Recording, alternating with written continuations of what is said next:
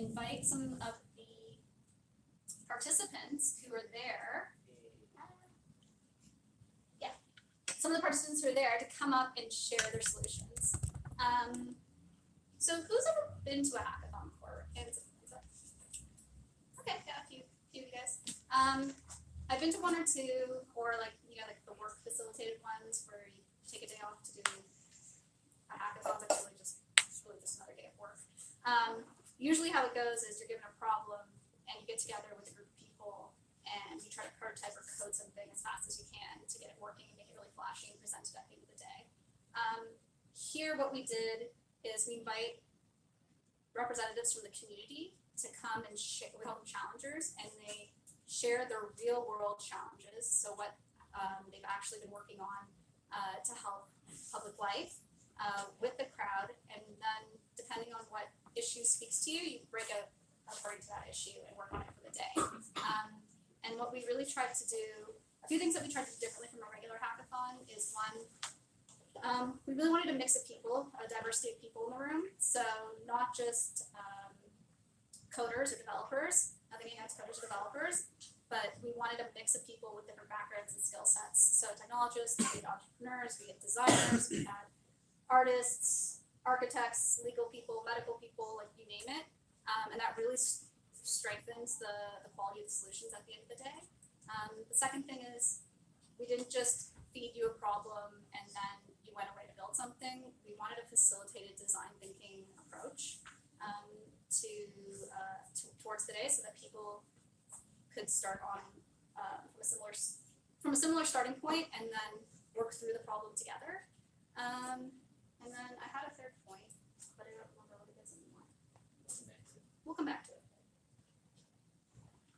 Oh yeah, what is CodeAcross? Toronto's passionate residents and brightest minds, tech design, and social change coming together for one day to seek solutions to the real world civic challenges. That was my third point. You didn't just like finish the end of the day and you're like, here's my presentation, thank you, and then you left. I mean, you could, but our goal was to have people build a solution or get excited about an issue that they would then want to continue to build on that issue or solution afterwards. Whether it's at a hack night here where you can find like-minded people, or elsewhere, or maybe it's a business solution and you take it to, you become an entrepreneur. Or you volunteer your time with an organization. The idea was really to seed something that would last beyond the one day. That was an important point that I almost forgot, yeah. The theme for this year, Toronto's take on sustainable development. So we wanted to give it a bit of an umbrella theme so that we had a way to frame some of the issues. Who here is familiar with the United Nations Sustainable Development Goals? Some of you? So the UN put out, well actually I don't know the full history to be honest. At one point they had 9 or 8 and then they revamped them to be 17. But these are the 17 goals that every country is, if every country works on these and meets them, we should, pretty much make the world a better place, like we'll have saved the planet. So we took these very large, very broad, sustainable development goals, and we broke them down to a very localized level and invited organizations who are working on or within those goals in our city to come and present what they're doing and then get help. So just for those of you who are interested in how the day broke down, we had some interesting keynote panel speakers, then we had the challengers pitch their issues, the people broke out, and then we had a little bit of a solutions fair at the end of the day, so it was kind of science fair style. We kicked off the day with 4 really, really incredible speakers. These folks donated their time to come and provide their experience and insights on not only sustainable development, but Toronto, the civic tech community, sustainability as a whole, smart cities. These are the folks that are really making change happen from different parts of the city. So Yuda Treverianis is the Director of Inclusive Design Research Center at OCAD. She's an amazing speaker. We heard her present at Democracy Exchange, and then we went up to her and was like, we need to talk about the importance of inclusive design for our audience. Emma Ma is the Executive Director of the Toronto Environmental Alliance, but she's also the co-founder of an organization called People's Climate Movement. Mario, I actually connected with on a website called Women in Color. Women in Color is a hub or database of experts and speakers who identify as either a woman or a person of color, and it actually incubated, for lack of a better term, here at Civic Toronto. So someone came to Civic Toronto at the Hacknight and said, you know what, we think there's no excuse or reason why there shouldn't be more representation at these kind of conferences or talks that people give. What's the solution that we can come up with? And this was the solution. So it's kind of like it's kind of like a directory. It is a directory of folks that if you're holding an event, you can reach out to. So it was perfect. I reached out to Mario. She's a young professional who's got a ton of expertise in the smart cities movement. She's actually founded an organization called CAS Cities around that movement. And then Gabe is the executive director for Code for Canada. Code for Canada is sort of our sister organization. They're an official non-for-profit, and he's also a co-founder of Civic Toronto. He's Hacknight. So they gave their talk. We asked them some questions around the state of the city, and they tried to provide inspiration for the reasons why people gathered on Saturday to hack away at civic issues. I'm going to turn it over to you now. Sure. I'll talk through the challenges. Sure. Yeah. So these were some of the challenges in the room.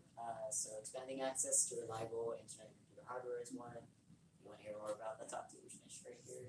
As one of the facilitators. Also, was anybody else that was presenting that challenge in the room right now? Who worked on challenge one specifically? Okay, cool. We should just wrap it. Hey, challenge 2 was reducing the digital carbon footprints. Do we have anything? Hey, awesome. Challenge 3, making our built environment more accessible. Oh, cool. Hey. Challenge 4 was reducing waste and energy consumption in our everyday spaces. Hey. Challenge 5 was redesigning the Ontario Standard for Lease, which is actually, and we should plug, Law and Design is also a Civic Tech project. You guys have been around for A year, just over a year now. wow, it feels like so much longer. In a great way. But basically, Hey, they'll have their time to pitch. Anyway. You can pitch later. So basically, Civic Tech is like pretty cool projects. And they were back, kind of bringing their latest project out to CodeAcross Toronto. Challenge 6 was facilitating settlement for newcomers in Toronto.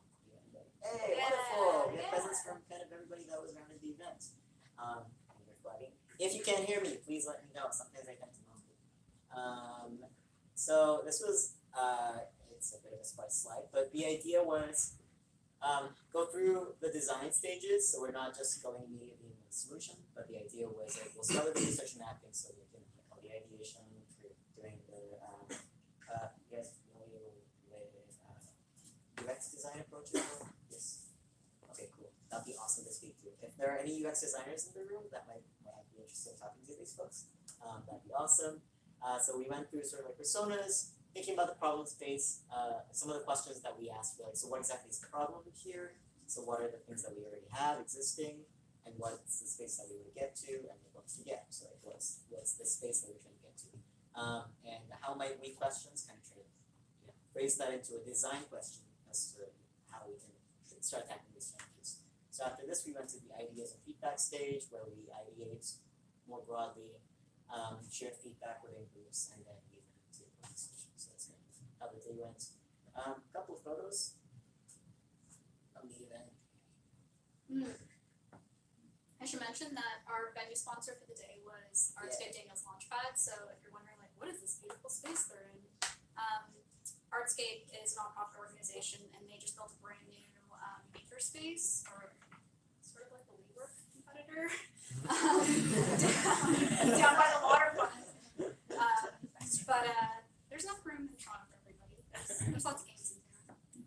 But yeah, they offered us the space for the day. It was gorgeous, be nice view of Lake Ontario when it wasn't snowing, and everyone was able to spread out. I'm very conscientious of time.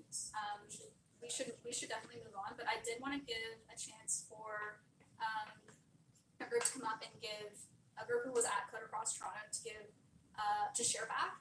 So the problem that they worked on and the solution they came up with, and then any sort of like takeaway points or next steps that they're gonna do. Is there anyone in the room who raised their hand who was there who wanted to share that? People kind of per group want to just kind of line up so that we can You're assuming that there's a lot of people who want to. Yeah, but I didn't want to, that was important. Okay, Urshan is gonna share that. Brief, we're over time already. Yeah, so our challenge with providing computer internet access to people in Toronto who don't have computer internet access. And so we went through the whole design process with the everybody know what an empathy map is. And so some people actually found that challenging because like everybody in this room has a computer, has multiple computers, has reliable internet access. So just understanding the needs of somebody who doesn't was kind of challenging for some people, but they kind of actually appreciate that and learn from that.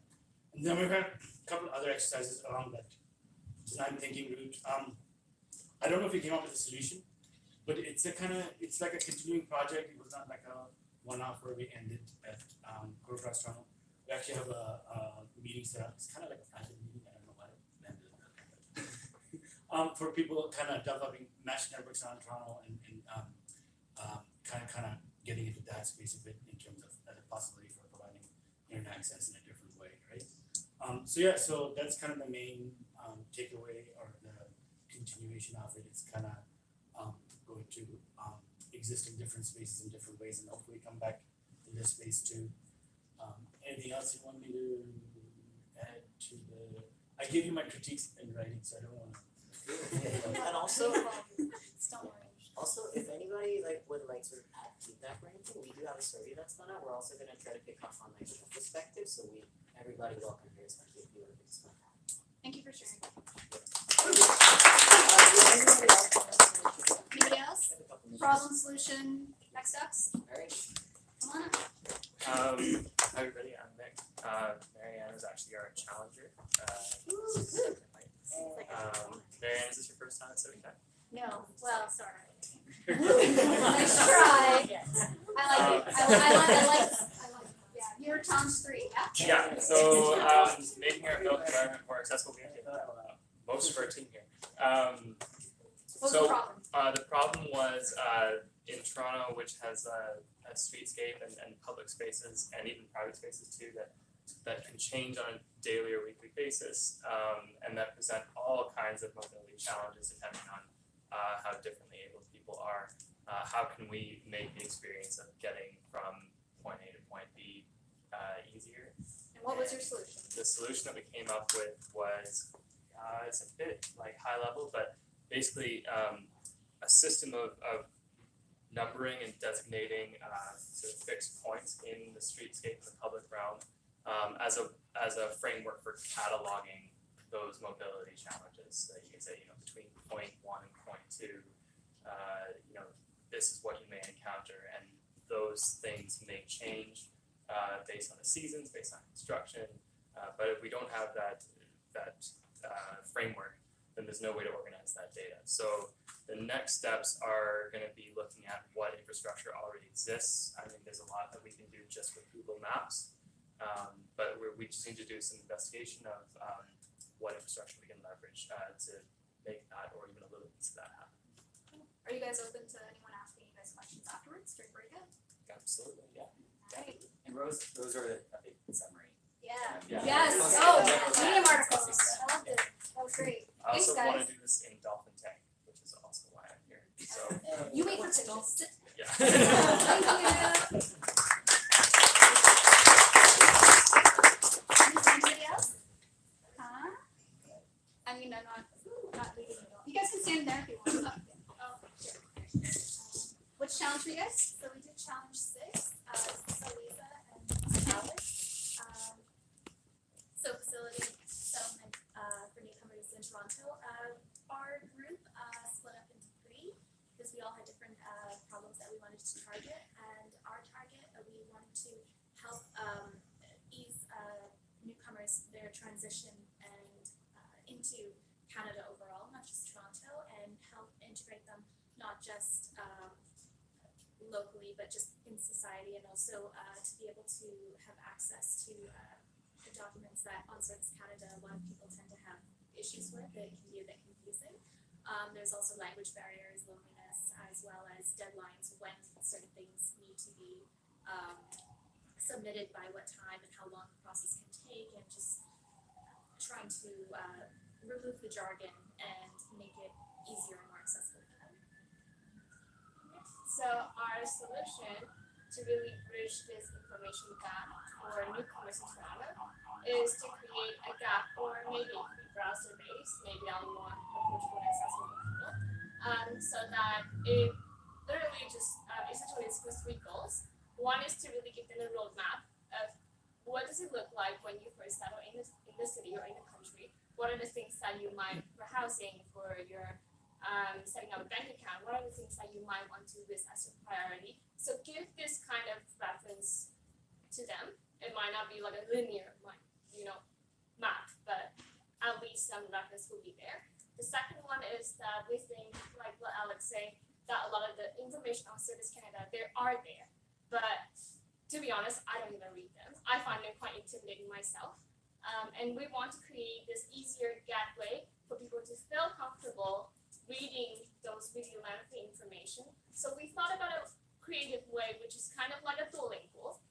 So imagine you have a gamified course that every day you can take to learn a little bit about maybe a recent change in policy, maybe something about the health insurance that you need to know.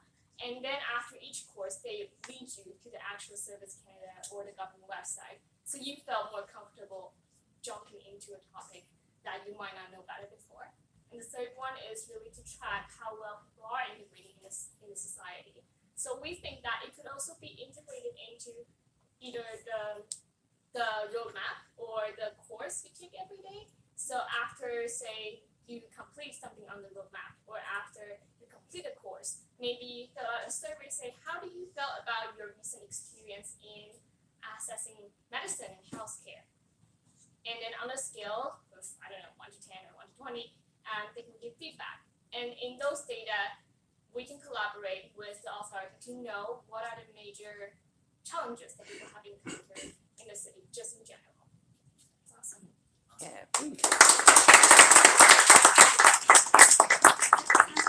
Talk to law design co-lab a little, or maybe some newcomers to the city can help user test your assumptions. Anybody else? Hold on up. Spark joy. Steven.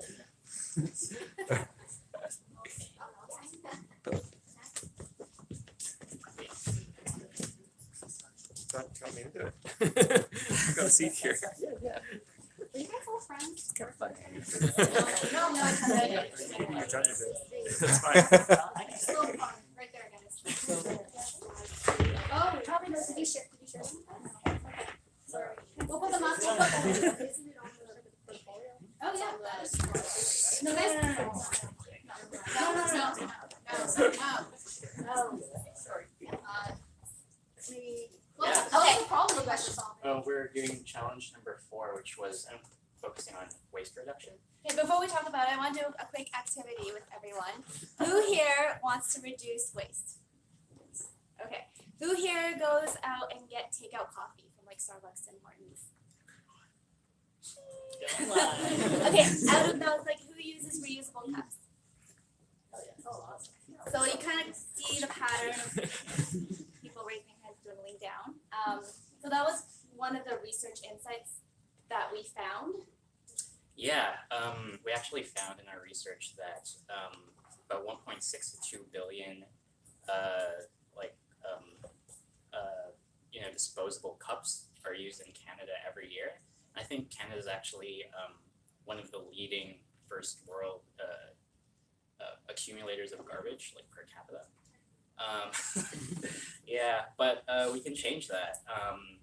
Tim Hortons, I think, also it was reported in 2016 that unfortunately, even though they want us all to put the disposable cups in recycling, only a little, like 10% gets recycled. A lot of it goes into landfills because there's like a plastic strip inside. Yeah, so the plastic disallows lining them. that is not recyclable, and it actually gets accumulated in oceans, fish eat them, and it affects the marine life, so it's actually pretty problematic. Yeah, so we're thinking of a way to kind of, take this huge wicked problem and take a little slice that is reducible, which is disposable coffee cups. So, I'll take it off. Sure. So what we want to do is eventually inspire some sort of cultural change, but to do that, it's kind of more intrinsic. And what we want to do is kind of have some sort of extrinsic benefits. So our solution was to incentivize users to use reusable coffee cups rather than disposable coffee cups, just so that they would kind of say, okay, I can use this app. It'll kind of give me a little bit of a discount, but then hopefully it'll kind of go more into towards it being more intrinsic and eventually changing more of a culture as well. So I think like kind of the driving motivation behind that was we want to inspire like individual change, which would lead to a collective change, right?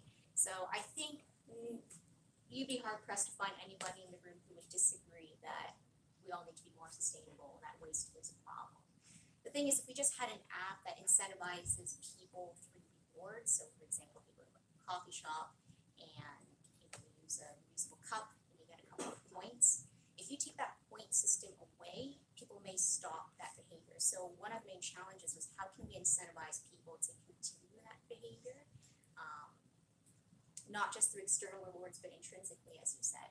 So when you see your friends, your family, and peers that you look up to also doing the same thing, right, inspiring collective action, that's powerful because in turn that makes you think, well, I'm going to be a sustainable person as well. I see all these people around me doing it, and that in turn becomes a habit that it no longer becomes a barrier because the people around you are doing the same.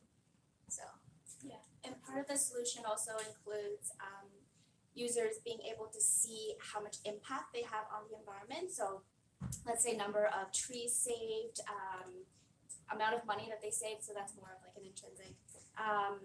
What else is there? Like wildlife saved, just different things that you can see that you can actually see the impact of the change that you're making. With the name and the Marie Kondo thing. Yeah, so. Sounds like you want to. I mean, it was your idea, we can say. Oh, yeah, so I mean, yeah, so we just we called our project Java Joy, so sparking joy and coffee. And she just did a little bit of research today. It's a little bit late, but it's competitive research. There is a company in Guelph. I think they started in Guelph, Ontario. It's called Companion. Has anyone heard of it? Companion. So it's actually our concept, but every time someone refills a cup using their product, they're partnered with nonprofit organization to give water, like a cup of free water, out in areas that need it. So I think they've already donated over 100-something million. I could be making this number up, but it was a lot of water that they've already. Hey, you don't have to be first, just look at me best. That's true. That's true, we don't want to waste Alright, time. thanks guys. Great, is there anybody else who wanted to come up who didn't, who has like a burning desire to share your solution? No? Okay, I think, Unless, does Joey and anybody from, because I'm noticing a couple Yeah, folks. just pitch. Oh, yeah. Oh. Yeah, that'll be fine, yeah. They're actually here, they're continuing the project. If anyone has any questions about CodeAcross Toronto, please find myself or Alex or anyone who just wants to speak about their solutions. You can ask them about their experience. They'll probably give you much more honest feedback than either of us because we just think it's great. We also, as Alex mentioned, we have a survey going out for people who did attend. You can, we're going to do a random draw of all the survey respondents for either a Toronto Tool Library membership or a Cycle Toronto membership, owner's choice. So if you haven't filled that out yet, please do.